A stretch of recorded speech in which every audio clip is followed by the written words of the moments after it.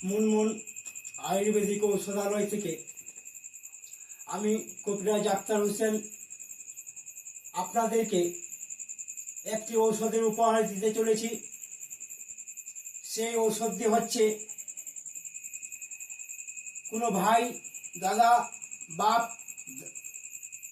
কাকাদের যদি কিডনিতে পাথর হয়ে থাকে, আপনারা কিডনির পাথরটা কিভাবে পেচ্ছাবের রাস্তা দিয়ে বের করবেন, কি খেলে বের হবে, সেই সম্পর্কে আপনাদের কাছে আমি আলোচনা করার জন্য উপস্থিত হয়েছি।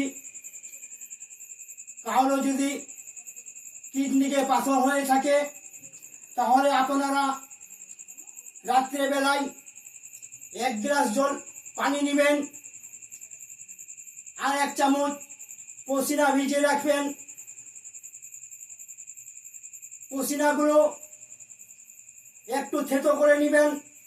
থেতো করার পরে 1 গ্লাস পানিতে সেই পসিনাগুলো ছেড়ে দিবেন। সকালবেলা সেই কাপড় দিয়ে কিংবা চা ছাঁকনি দিয়ে ছেঁকে নিয়ে পানিটা খেয়ে নেবেন, আর পসিনার খোসাগুলা আপনারা ফেলে দিবেন। এইভাবে 1 সপ্তাহ যদি আপনারা পসিনা ভিজানো পানি খেয়ে থাকেন তাহলে আপনাদের কিডনির পাথর পেচ্ছাবের রাস্তা দিয়ে বের হয়ে যাবে ইনশাল্লাহ। আমি আপনাদের কাছ থেকে আজকের মতো এখানেই বিদায় নিচ্ছি। আবার দেখা হবে আগামীকাল এই রকম কোনো ঔষধের আলোচনা নিয়ে।